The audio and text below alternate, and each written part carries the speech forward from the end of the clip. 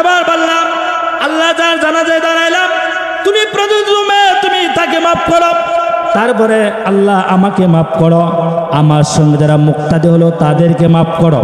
এটা হলো একজন গুনাহগার বৃদ্ধ মানুষ, বালেক মানুষের জানাজায় কিন্তু আমি দাঁড়াইলাম।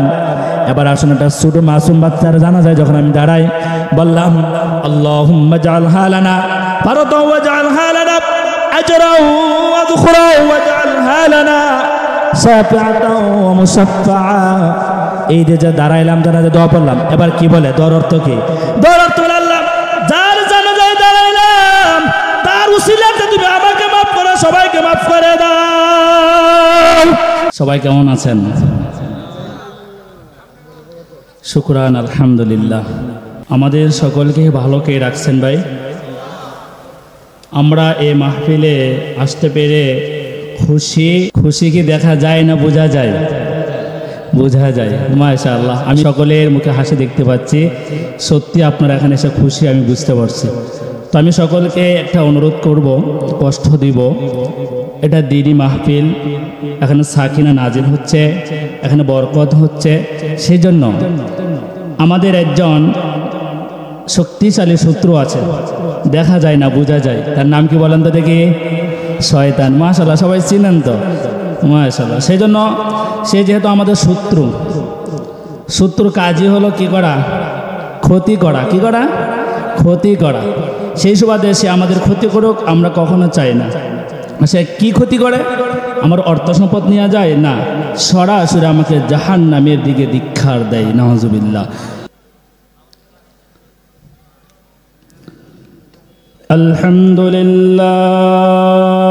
আলহামদুলিল্লাহ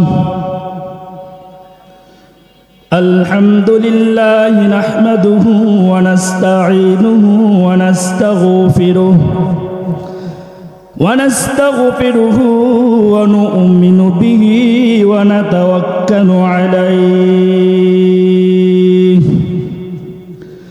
ونعوذ بالله من شرور أنفسنا ومن سيئات أعمالنا من يهدي الله فلا مضل له ومن يضلله فلا هادي له وأشهد أن لا إله إلا الله وحده لا شريك له وأشهد أن سيدنا وسندنا وحبيبنا ومحبوبنا ومولانا محمدا عبده ورسوله الذي أرسله الله تعالى بالحق بشيرا ونذيرا وداعيا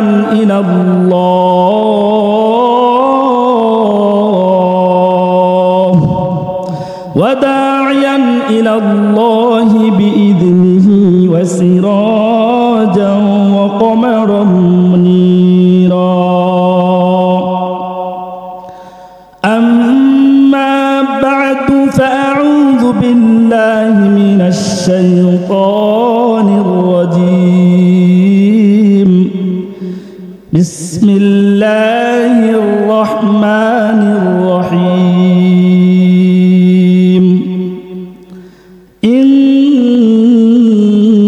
إنك ميت وإنهم ميتون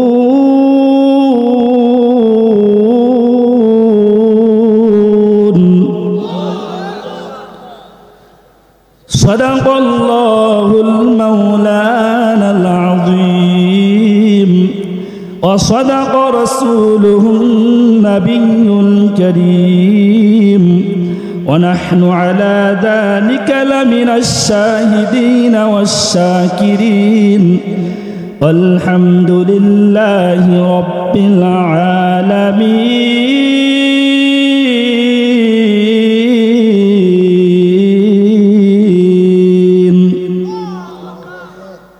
وقال رسول الله صلى الله عليه وسلم تحفة المؤمن الموت وقال عليه النبي والصلاة والسلام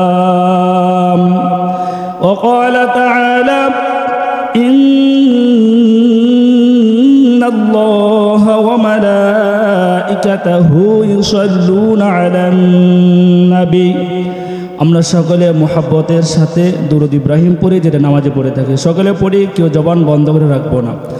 আল্লাহুম্মা সাল্লি আলা মুহাম্মাদ ওয়া আলা আলি মুহাম্মাদ কামা সাল্লাইতা আলা ইব্রাহিম ওয়া আলা আলি ইব্রাহিম ইন্নাকা হামিদুম মাজিদ।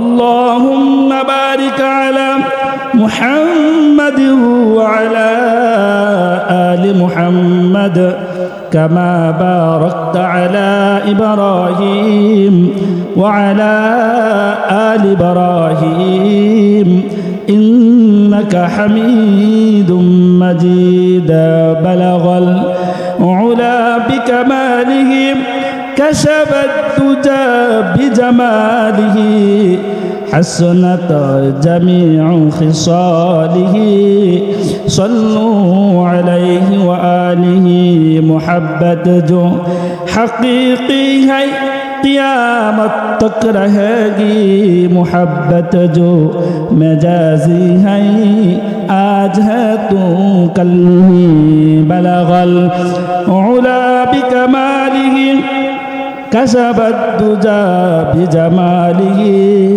حسنت جميع خصاله صلوا عليه وآله।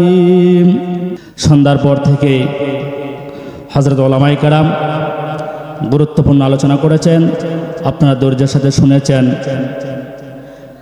আমি আপনাদের পরিচিত মানুষ, আপনাদের কাছ থেকে দোয়া নেওয়ার জন্য শুধু এখানে বসেছি, হযরতের দোয়া নেওয়ার জন্য বসেছি। আমার পাশে যারা বসা আছেন, আমি যাদের পায়ের জুতার দলির যোগ্য আমার নেই, তাদের সামনে বসেছি, আপনাদের সামনে বসেছি শুধু দোয়া নেওয়ার জন্য। একটা তরতিব আছে, বর্তমান সময়টা মানুষ কোন দিকে মুখাপেক্ষী হলে মালিককে খুঁজে পাওয়া যাবে সেটা ভুলে গিয়েছে। বর্তমান শ্রোতা, আল্লাহি আমি কারো প্রতি হিংসা করে বলছি না, বর্তমান শ্রোতা দেখে কার কণ্ঠ কেমন আছে, কি বলছে সেটা দেখে না। টান একটা মেরেছে, মানুষ সেটার দিকে মুখরিত হয়ে গিয়েছে।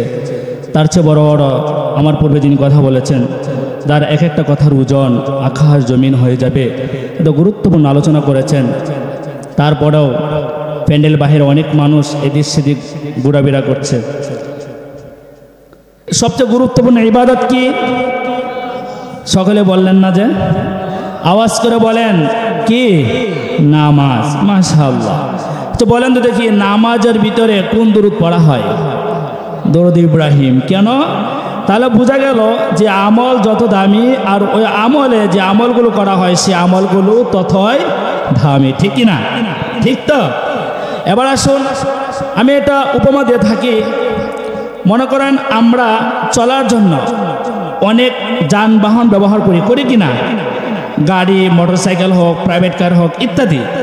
মনে করেন একটা প্রাইভেট কারের পার্সের যত দাম আর একটা বিমানের পার্সের দাম কি সমান? কখনোই না। কারণ প্রাইভেট কারের তুলনায় একটা বিমানের দাম বেশি, সেই সুবাদে সেই বিমানের পার্সের দাম বেশি। ইবাদত অনেক আছে, যেহেতু নামাজ সবচেয়ে গুরুত্বপূর্ণ ইবাদত। আমার আলোচ্য বিষয় কিন্তু নামাজ না, আমার আলোচ্য বিষয় ভিন্ন। আচ্ছা শুনেন ভালো করে, আজকে আপনাদেরকে কিছু নতুন তথ্য দিব। কেউ যাবেন না, যে কজন আছেন ইনশাআল্লাহ নতুন তথ্য দিব আজকে ইনশাআল্লাহ, যদি আল্লাহ আমাকে তৌফিক দেয় আর আপনাদের যদি দোয়া থাকে আমার উপর, বলেন আমিন। তাহলে নামাজ যেহেতু সবচেয়ে দামি ইবাদত, সেই সুবাদে যেহেতু নামাজে দরুদ ইব্রাহিম পড়া হয়, সেই সুবাদে অন্য দরুদের তুলনায় দরুদ ইব্রাহিম সবচেয়ে দামি। ঠিক কিনা? পড়েন সুবহানাল্লাহ। এবার আসুন, আমি কিচ্ছা কাহিনী পছন্দ করি না, আমি করতেও পারি না, আমি আমার মূল আলোচনায় ঢুকতেছি। আল্লাহ সুবহানাহু ওয়া তাআলা কি বলেন? ইন্না, নিশ্চয়। ইন্না মানে ক্লাস করতেছি, ক্লাস মুজাকারা। মুরব্বী বাবারা ভালো করে বুঝেন, নিশ্চয় আমার সাথে জবাব দিতে হবে।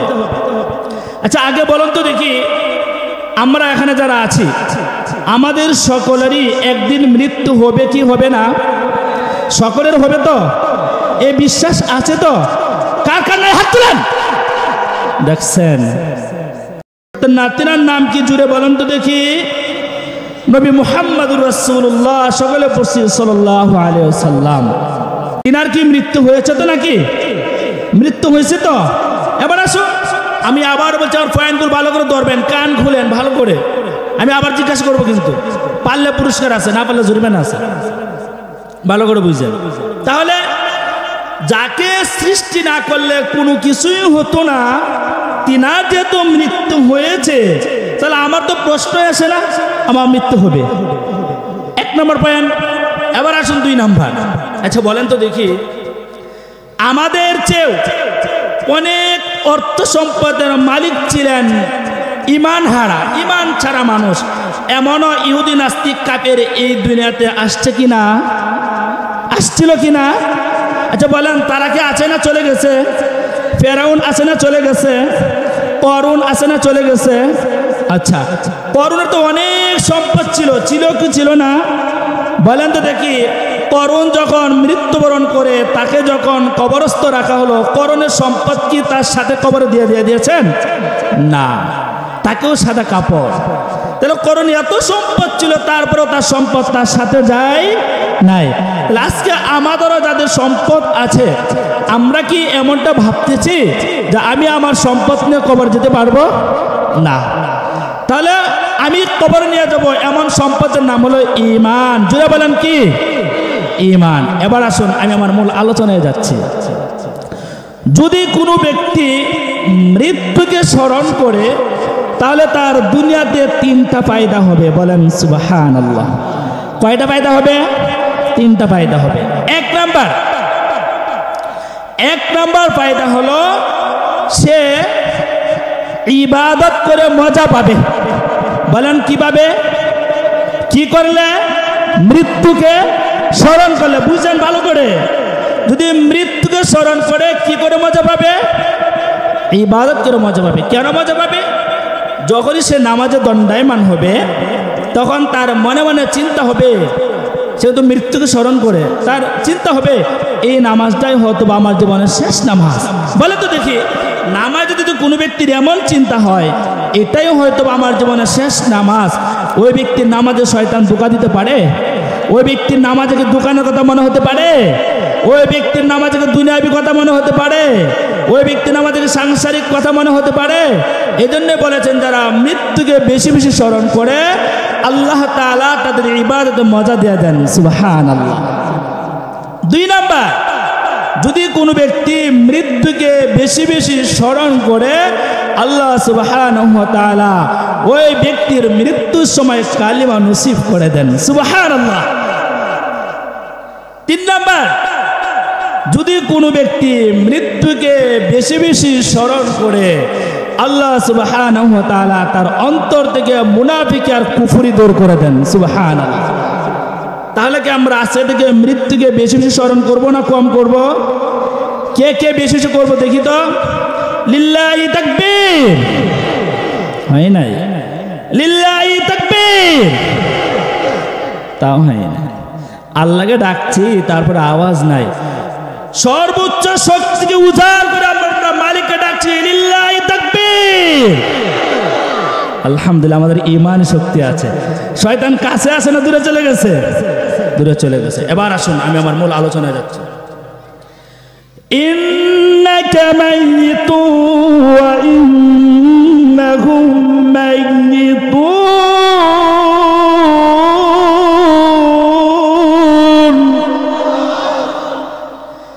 আল্লাহর পয়গম্বর নবী মুহাম্মদুর রাসূলুল্লাহ সাল্লাল্লাহু আলাইহি ওয়াসাল্লাম, এরপর থেকে গুনাহ হয়? কার নামের প্রশংসা করে? নবীর নাম পড়া হয়েছে দুরূদ আসে না মুখ দিয়ে। কার প্রশংসা করেন? যে আপনি আমার পিছনে 2 টাকার দুনিয়া লুপ দেখায়, তার প্রশংসা করতে হতে জিহ্বা দিয়া সেপ বের হয়ে যায়। সত্য না মিথ্যা? আর যিনি মৃত্যুর সময় কার কথা চিন্তা করেছে? আল্লাহর পয়গম্বর নবী মুহাম্মদুর রাসূলুল্লাহ সাল্লাল্লাহু আলাইহি সাল্লাম যখন মৃত্যু সজ্জায় শয়িত। আমি ঘটনাটা কেন বলতে যাচ্ছি, আমি কিছুদিন পূর্বে মাঠে একটা জানাজা পড়েছিলাম, আমি জানাজার হালত দেখেছিলাম, সেই জন্য আমি এই আলোচনাটা নিয়েছি। আল্লাহর পয়গম্বর নবী মুহাম্মদুর রাসূলুল্লাহ সাল্লাল্লাহু আলাইহি সাল্লাম তিনি তার ঘরে রাত আসছে হযরত আয়েশা সিদ্দিকা রাদিয়াল্লাহু তাআলা আনহা এবং তার কন্যা ফাতেমাতুজ জোহরা রাদিয়াল্লাহু তাআলা আনহা দুইজন ঘরের ভিতরে হঠাৎ করে হযরত আজরাইল আমাদের জান কবজ করবেন কে? আওয়াজ করে বলেন কে? হযরত আজরাইল আমিন আলাইহিস সালাম দরজা এসে দণ্ডায়মান, দরজা এসে এরকম টোকা দিলেন। নবীজি বুঝে ফেললেন। এবার নবীজি তার কন্যাকে বললেন, মা দরজাটা খুলে দাও, কে যেন আমার দরজায় এসেছে। আল্লাহর পয়গম্বর নবী মুহাম্মদ রাসূলুল্লাহ সাল্লাল্লাহু আলাইহি সাল্লাম বলার সঙ্গে সঙ্গে তিনার কন্যা ফাতেমাতুজ জোহরা রাদিয়াল্লাহু তাআলা আনহা দরজার সামনে দাঁড়িয়ে উক দিয়ে দেখেন তিনি এমন একজন মানুষ যার পা গুলো জমিনে, মাথাটা আকাশে। তিনি বর্ণনা করেছেন তিনি আজরাইল হবেন। তিনি বুঝতে পারলেন নবীজির দরদের কন্যা কলিজার টুকরা সন্তান ফাতেমা। তিনি দরজা না খুলে বললেন, বাবা আমি দরজা খুলব না। নবীজিকে তার সন্তান কন্যা কতটা ভালোবাসে, বলে আমি দরজা খুলব না। বলে কেন খুলবা না? বলে আমাদের দরজার সামনে এমন একজন ব্যক্তি দাঁড়িয়েছেন, আমি বর্ণনায় দেখেছি তিনি সাধারণ কোনো একজন মানুষ না, তিনি একজন ফেরেশতা, তার নাম হলো আজরাইল। তিনি যেখানে যায় সেখান থেকে কখনো একা ফিরে আসে না। ও বাবা আমি বুঝতে পারলাম তিনি আপনাকে নিতে আসছেন। না না না আমি যেতে দিব না। আল্লাহর পয়গম্বর তার কন্যাকে বললেন, মা তুমি দরজা খুলে দাও। ফাতেমাতুজ জোহরা রাদিয়াল্লাহু তাআলা আনহা দরজা খুলেন না। এক পর্যায়ে দরজা খুলে দিলেন, জিব্রাইল ঘরের ভিতরে ঢুকলেন। ওই মুহূর্তে আরেকজন ফেরেশতা, তার নাম হলো জিব্রাইল আমিন আলাইহিস সালাম, আজরাইল দরজা দণ্ডায়মান এবার ঘরের ভিতরে ঢুকলেন। তৎক্ষণাৎ আল্লাহ তাআলা জিব্রাইলকে পাঠাইলেন, ও জিব্রাইল আমার বন্ধুকে সুসংবাদ দিয়ে দাও, ভালো করে বুঝবেন। আমার বন্ধুকে সুসংবাদ দিয়ে দাও। আমার বন্ধু সুসংবাদ হলো ইন্নাকা মাইয়িতু ওয়া ইন্নাহুম মাইয়িতুন।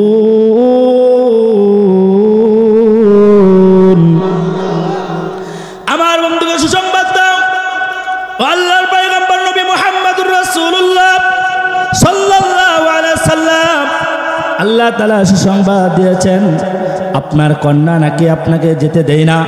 আপনার তো মনে এরকম ইচ্ছা থাকে, আল্লাহ তাআলা আপনাকে সুসংবাদ দিয়েছেন, আপনি যদি কিয়ামত পর্যন্ত হায়াত চান আপনাকে হায়াত দেওয়া হবে, কিন্তু তারপরেও একদিন আপনার মৃত্যু কিন্তু হবে। মৃত্যুর থেকে পলায়ন করার কোনো সুযোগ নাই। আল্লাহর পয়গম্বর ডাকতে বললেন, ও জিব্রাইল আমি সুসংবাদ শুনেছি, আমি মৃত্যুর জন্য প্রস্তুত। এবার আজরাইলকে আদেশ করা হলো, আজরাইল আল্লাহর পয়গম্বরের জান কবজ করবেন। যান যান যান।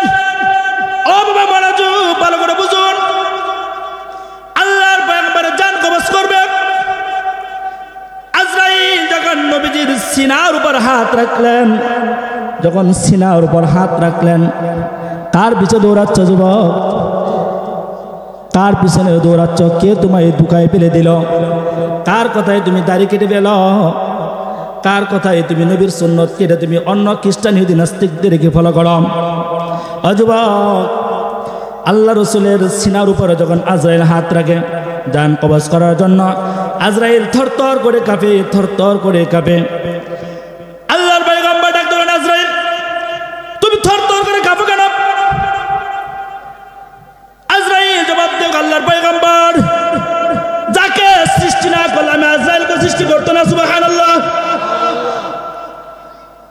আপনাকে সৃষ্টি না করলে আমি আজরাইল কিন্তু সৃষ্টি হতাম না। আমি আপনার জান কবজ করতে আসছি গো, যদি আপনার জান কবজ করতে যাই কোথাও বেয়াদবি হয়ে যায়, মালিক আমাকে প্রশ্ন করলে আমি কি জবাব দেবে? জন্য ভয়ে কান্না করতেছেন, থরথর করে কাঁপতেছে। এবার আল্লাহর পয়গম্বরের সিনার উপর যখন আজরাইল হাত রাখলেন, আল্লাহর পয়গম্বর ডাকতে বলেন, আজরাইল, প্রত্যেকটা মানুষের মৃত্যু কেমন কষ্ট হবে নাকি? এবার আপনারা আমাকে জবাব দেন, আজরাইলকে নবীজির জান কবজ করার জন্য কষ্ট দিচ্ছেন নাকি? না না, বরঞ্চ তিনি ভয় পাচ্ছেন যেন কষ্ট না পায়। আল্লাহ রাসূল ডাকতে বলেন, আজরাইল, আমার প্রত্যেকটা উম্মতের মৃত্যু কেমন কষ্ট হবে নাকি? আজরাইল ডাকতে বললেন, আল্লাহর পয়গম্বর, ওই সত্য রব্বির কসম, যিনি আকাশ জমিন লৌহ কলম সব কিছুর মালিক, তিনার কসম খেয়ে বলে, না না না, আমি তো আপনার জান কবজ করে কোথাও কষ্ট দিচ্ছি না, আপনার বুকের উপর হাতটা চাপা দিচ্ছি না। বলে, না না, আমার কাছে মনে হচ্ছে যেন আকাশটা তুমি আমার বুকের উপর চাপা দিয়ে দিয়েছ। আমার উম্মতের মৃত্যু কেমন হবে এবার বলো? আজরাইল লাগতো বলেন, যারা বদকার হবে বদকার, যারা গুনাহগার হবে, বেঈমান হবে, ঈমান হারা হবে। বাবা ও বাবা, দুনিয়া থাকার জায়গা না, কেউ থাকবে না, কেউ থাকতে পারছি নাই। কিন্তু চক্ষু বন্ধ করে চিন্তা করুন, আজকে আপনি যে বাড়ির মালিক, কিছুদিন আগে সেই বাড়ির মালিক কিন্তু আপনার বাবা ছিল। আপনার একটু চিন্তা করুন, আপনার বাবার পূর্বে কিন্তু আপনার দাদা বাড়ির মালিক ছিল। সত্য না মিথ্যা? আওয়াজ করে বলেন। তাহলে আজকে আপনি বাড়ির মালিক, 3 দিন পর আপনার সন্তানের বাড়ির মালিক হবে, আপনি মুসাফির হয়ে কবরে চলে যাবেন। এবার আজরাইল বলেন, না না না, যারা বদকার হবে তাদের জান কবজ কেমন হবে? তারা তাদের রূহ আত্মা আমি আজরাইলকে দেখার সঙ্গে সঙ্গে পালাল করতে শুরু করবে। কখনো ডান হাতে চলে যাবে, কখনো বাম হাতে চলে যাবে, মাথায় উঠে যাবে, পায়ে, পুরা দেহ তো দৌড়াদৌড়ি করতে থাকবে। আর আমি তার রূহের খেলা দেখতে দেখতে হঠাৎ করে এমন জোরে খপ করে তার কলিজা আঘাত করব, আমি তার পুরা তার রগগুলো ছিঁড়ে ছিঁড়ে আমি তার রূহটা বের করে নিয়ে যাব। আল্লাহর পয়গম্বর চিৎকার করে ডাক দিল, আজরাইল, না না না না, আমার একটা উম্মতের মৃত্যুর সময় তুমি এমন কষ্ট দিও না গো। আমি ওয়াদা দিলাম, আমার সমস্ত উম্মতের মৃত্যুর কষ্ট তুমি আজকে আমাকে দিয়ে দাও, তবু আমার উম্মতকে দিও না।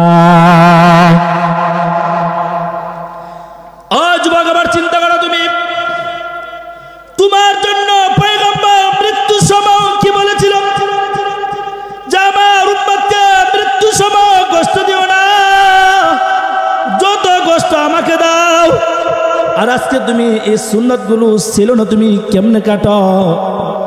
মুজাদ্দিদে মিল্লাত আশরাফ আলী থানভী রাহমাতুল্লাহ আলাইহি তিনি তার কিতাবের অধ্যায় ওয়াকিয়া লেখেন, তিনি একদিন রাতের বেলা স্বপ্নে দেখেন আল্লাহর পয়গম্বরের কলিজা থেকে রক্ত প্রবাহিত হচ্ছে। মুজাদ্দিদে মিল্লাত আশরাফ আলী থানভী রাহমাতুল্লাহ আলাইহি ডাকতে বললেন, ওগো পয়গম্বর, আপনার কলিজা থেকে রক্ত প্রবাহিত হয় কেন? আল্লাহর পয়গম্বর ডাকতে বলেন, ও আশরাফ আলী থানভী, দুনিয়াতে যখন আমার উম্মত সে তার এই সুন্দর গালে আমার সুন্নাত দাড়িতে যখন কুড় লাগায়, সে তার ওই সুন্দর গালে লাগায় না, সেই জন্য আমার কলিজাটা কেটে ফেলে। ও যুবক, তওবা করো, আজকের পর থেকে আর কোনোদিন দাড়ি কাটবে না। আমি যে কথা বলতে যাচ্ছিলাম, তাহলে আল্লাহর পয়গম্বর তিনিও কিন্তু মৃত্যু থেকে বাঁচতে পারেন নাই, তাহলে আপনার আমারও কিন্তু মৃত্যু একদিন হবে। মৃত্যু যেহেতু হবে আমাদের, তাহলে অবশ্যই মৃত্যুর প্রস্তুতি আমাদের নেওয়ার দরকার আছে না নাই? কার কার আছে দেখি? আল্লাহ তোমার এই প্রত্যেকটা বান্দাকে আল্লাহ মৃত্যুর প্রস্তুতি নেওয়ার জন্য তৌফিক দান করুন, বলেন আমিন। এবার আসুন, আল্লাহর পয়গম্বর নবী মুহাম্মদ রাসূলুল্লাহ সাল্লাল্লাহু আলাইহি সাল্লাম আমাদেরকে একটা শিক্ষা দিয়েছেন, যেটা আমাদের সমাজের সবচেয়ে অবহেলা। আমার মনে হয় জীবনে কোনোদিন শুনছেন কিনা জানি না, আজকে প্রথম মনে শুনতেও পারেন। বলেন আমাদের সমাজে জানাজা কয়টা হয়?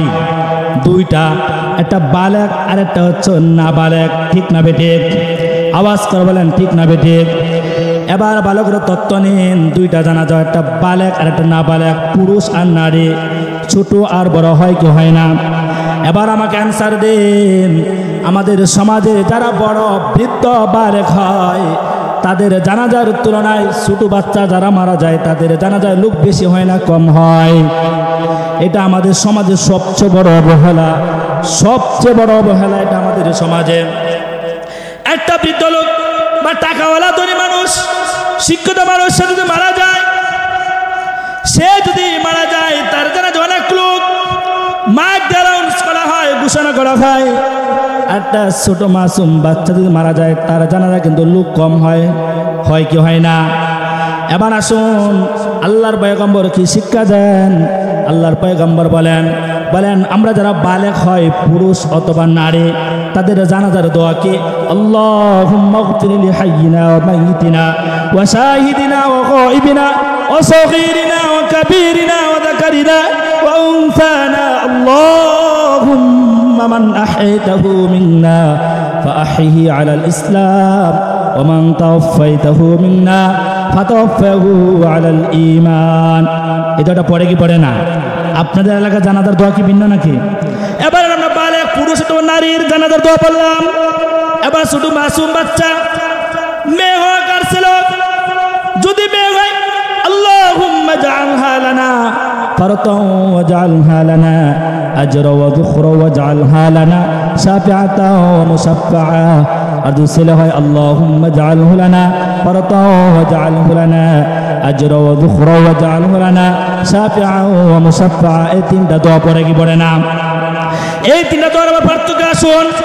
এবার হলো বাজার বিষয়, এই যে মুরব্বী, আমি মনে করেন আমার জানাজা আপনারা দাঁড়ালেন, বলেন তো দিকে আমার গুনাহ আছে না নাই?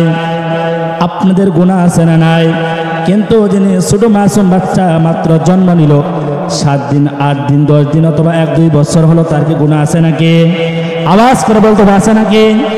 তাদের কিন্তু গুনাহ নাই, কিন্তু সেও মারা গেল, কিন্তু তার জানাজার লোক কম হয়। এবার ওই যে যিনি বৃদ্ধ মানুষ, যার গুনাহ আছে, তার জানাজায় দাঁড়ালাম, দাঁড়িয়ে তাকবীরে তাহরিমা বাঁধলাম, বাঁধার পরে আমি সানা পড়ে তাকবীর দিয়ে যখন পড়ি আল্লাহুম্মা গফির লিহাইয়িনা ওয়া মাইয়িতিনা ওয়া শাহিদিনা ওয়া গায়বিনা দোয়া পড়লাম, বললাম মালিক ও বাবা ভালো করে বুঝুন, অর্থ ভালো করে বুঝুন।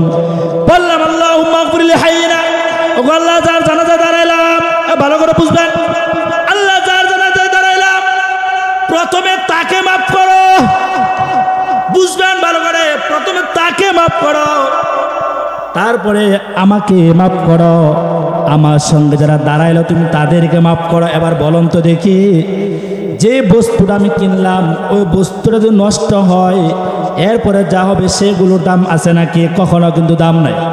যার জানাজা দাঁড়ালাম তারই তো মাফ হয় নাই। এবার বললাম আল্লাহ যার জানাজায় দাঁড়াইলাম তুমি তাকে মাফ করো, তারপরে আল্লাহ আমাকে মাফ করো, আমার সঙ্গে যারা মুক্তাদি হলো তাদেরকে মাফ করো। এটা হলো একজন গুনাহগার বৃদ্ধ মানুষ, বালেক মানুষের জানাজায় কিন্তু আমি দাঁড়াইলাম। এবার আসুন একটা ছোট মাসুম বাচ্চার জানাজায় যখন আমি দাঁড়াই, বললাম আল্লাহুম্মা জাআলহা লানা ফারদাও ওয়াজআলহা লানা আজরাও ওয়া যুখরাও ওয়াজআলহা লানা শাফিআতাও ওয়া মুশাফফাআ। এই যে দাঁড়াইলাম, জানাজায় দোয়া পড়লাম, এবার কি বলে দোয়ার অর্থ কি? দোয়ার অর্থ বলে আল্লাহ যার জানাজায় দাঁড়াইলাম তার উসিলাতে তুমি আমাকে মাফ করো, সবাইকে মাফ করে দাও। আমার কথাই বুঝে থাকলে এবার অ্যান্সার দিন। প্রথমে যার জানাজায় দাঁড়াইলাম ওই ব্যক্তির সম্মান বেশি, ওই ব্যক্তির দাম বেশি, সমাজে পরিচিত মানুষ, অনেক দান খায়রাত কিন্তু সে করেছে, কিন্তু তারপরেও তার জীবনে চলার ফাঁকে ফাঁকে গুনাহ আছে না নাই? 1-2টা গুনাহ থাকার কারণে তার জানাজায় দাঁড়িয়ে কি বললাম, আল্লাহ প্রথমে তুমি তাকে মাফ করো, তারপর আমাকে মাফ করো। আর শুধু মাসুম বাচ্চারা জানায় দাঁড়িয়ে বললাম, আল্লাহ যার জানাজায় দাঁড়াইলাম তুমি তার উসিলাতে আমাদেরকে মাফ করে দাও। এবার বলুন, আমাকে উত্তর দিন, বৃদ্ধ আর বালকের জানাজার তুলনায় ছোট মাসুম বাচ্চার জানাজার ফজিলত কম না বেশি? এটা আমাদের সমাজে অবহেলা হয় কি হয় না? ছোট বাচ্চা মারা দিলে কোনো রকম মাটি দেওয়া দাও, 3-4 জনকে ডাক দেয়, পয়রা জানাজা বলে দেয়। আরে না, এই জানাজা তোমার জন্য জান্নাতের জখিরা হতে পারে। পারে কি পারে না বলেন দেখি, পারে কি পারে না? এই জন্য আমরা জানাজাকে আর অবহেলা করবো কোনোদিন? করবো না। আবার আমাদের একটা মাসালা আছে, খুব সহজ একটা মাসালা দেয় কি, যে যদি জানাজার ওই মহল্লা থেকে 1-2 জন কেউ যায় তাহলে সকল হক আদায় হয়ে যায়। হ্যাঁ, হক আদায় হয়, কিন্তু ওই জানাজা যদি কবুল হয়ে যায়, যারা জানাজা উপস্থিত হয়েছে সবার গুনাহ মাফ। হতভাগা, তুমি তো গুনাহ মাফ করাইতে পারলে না, সেজন্য জানাজা অংশগ্রহণ করা দরকার আছে না নাই? আছে না নাই? জুড়ে বলতে হবে, আছে না নাই? আজকের পর থেকে আমরা যেখানেই জানাজা হবে শুনবো, সেখানে আমরা যাবো তো ইনশাআল্লাহ। এবার আসুন, আমি শুনেছি আমাকে একজন নলেজ দিয়েছেন মা বোনদের বিষয়, যেটা আমাদের সমাজে সবচেয়ে বেশি সমস্যা। বাস্তব একটা ওয়াকিয়া বলছি, বাস্তব পাকিস্তানের ঘটনা বলছি, পাকিস্তানের ঘটনা। একজন কৃষক মানুষ, সে নামাজি মানুষ, সে বাড়ি থেকে বের হয়েছে, সে তার কৃষি কাজ করতেছে। হঠাৎ করে জোহরের সালাতের সময় হলো, মসজিদে মিনার থেকে ডাকে আল্লাহু আকবার, আল্লাহু আকবার। ডাক দেয় কি দেয় না?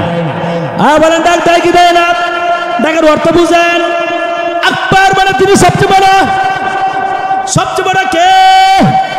আওয়াজ করে বলেন, কে সবচেয়ে বড়? আল্লাহ। আল্লাহ ডাকে। আবার কৃষক তার কৃষির কাজ থেকে উঠে চিন্তা করলেন, না না না, আমার মালিক আমাকে ডাকে, নামাজ পড়তে হবে। আবার কৃষক চিন্তা করলেন, মসজিদ অনেক দূরে, রাস্তার পাশে একটা উঁচু জায়গা দেখা যায়। ও মা বোন, কান খুলে শুনুন। আবার কৃষকটা সে তার কৃষিকাজ ছেড়ে অজু করে নামাজের জন্য যখন এক রাস্তার পাশে উঁচু জায়গায় দণ্ডায়মান হলেন, হঠাৎ করে বারবার তার কানে করোনার একটা আওয়াজ আসে, মুঝে কবর মে জিন্দা হু। তো কবর মে বাহির লো, চিৎকার করে বলে, আমি কবরে জিন্দা, আমাকে তোমরা কবর থেকে বের করে নাও। আবার কৃষক চিন্তা করলেন, এমন আওয়াজ কোথায় থেকে আসে? ডানে বামে সামনে পিছনে তাকাই, কোনো মানুষ দেখা যায় না। দ্বীপ প্রহর, কোনো মানুষ নেই, কিন্তু আওয়াজ আমার কানে বারবার ধ্বনি দেয়। এবার তিনি সিজদায় গেলেন, একই আওয়াজ, আমাকে কবর থেকে বের করেন, আমি কবরে জিন্দা। এবার তিনি সামনে দিকে অগ্রসর হলেন, নামাজ শেষ করে সামনে পা হেঁটে হেঁটে এবার তিনি দৃষ্টিকোণ হলেন একটা কবরের দিকে।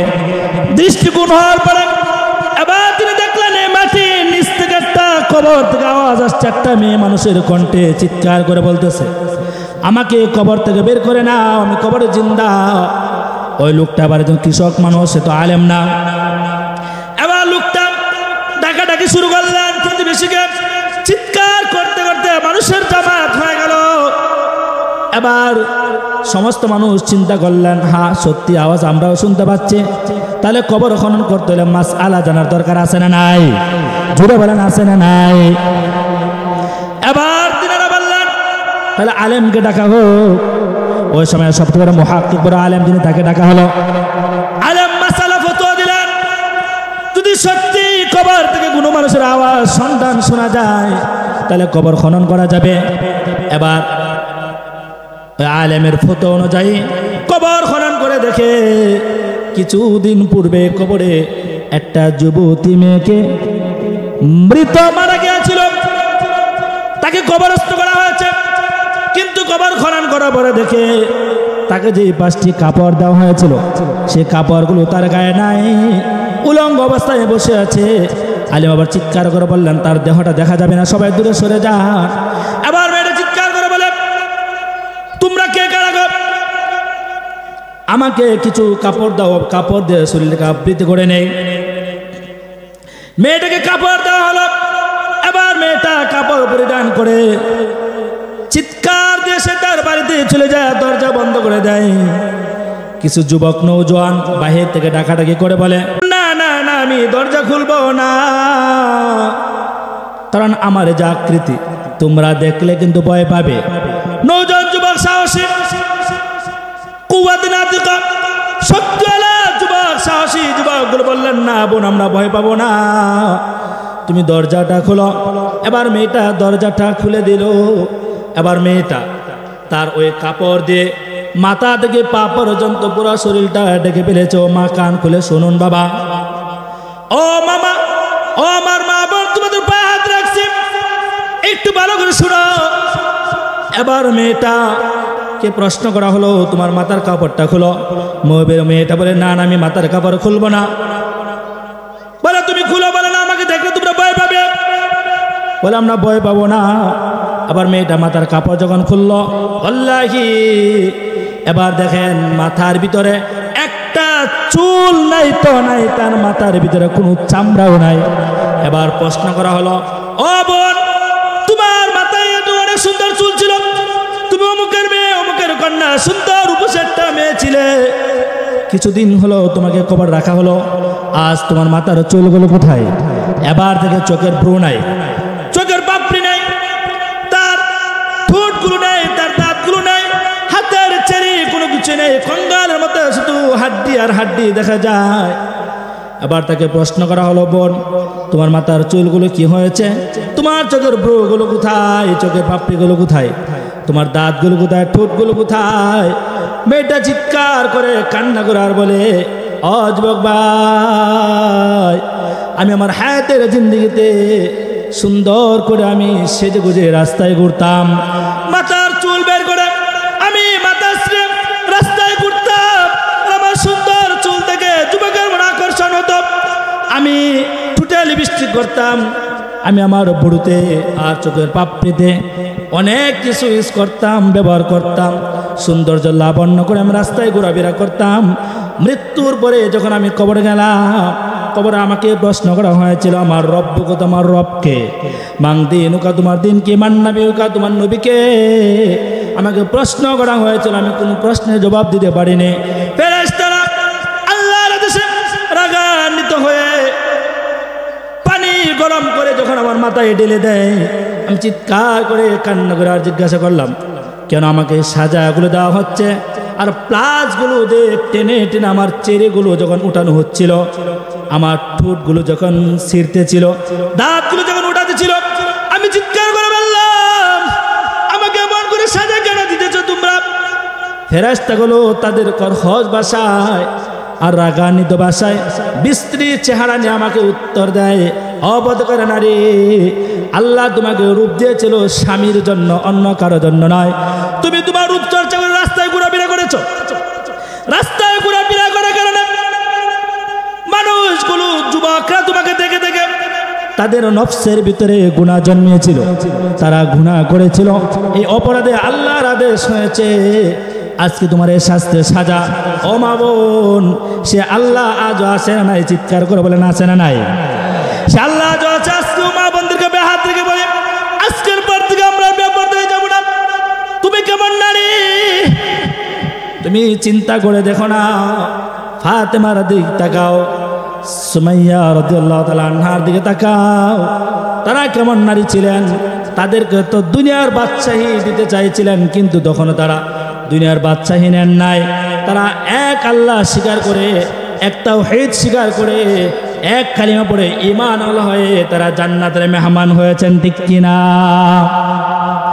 এই জন্য দোস্ত বুজুর্গ মুহতারাম হাজিরিন, দুনিয়া কিন্তু থাকার জায়গা, আমরা কেউ থাকতে পারবো না। থাকার জন্য আসেও থাকতে আসছে, আমরা দুনিয়াতে কেউ থাকতে পারবো না।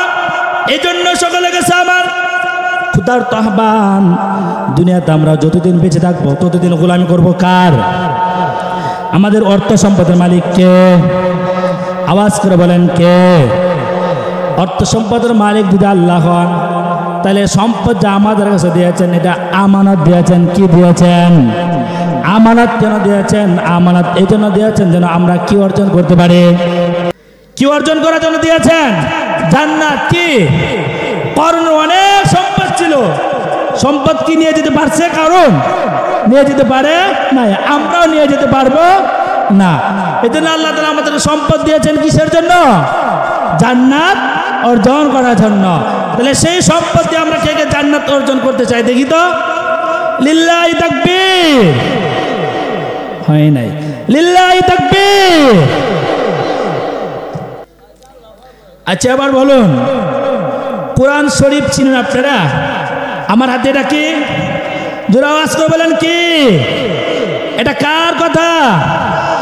আল্লাহ পৃথিবীতে যত কিতাব দিয়েছেন সমস্ত কিতাবের নাম কিতাবুল্লাহ, এটার নাম হচ্ছে কালামুল্লাহ। জোরে বলেন আল্লাহু আকবার। আরো জোরে বলেন আল্লাহু আকবার। এটা তো কয়টা পারা আছে? 30 পারা। আমরা এখানে কয়জন হাফেজ আছে হাত তুলতে দেখি?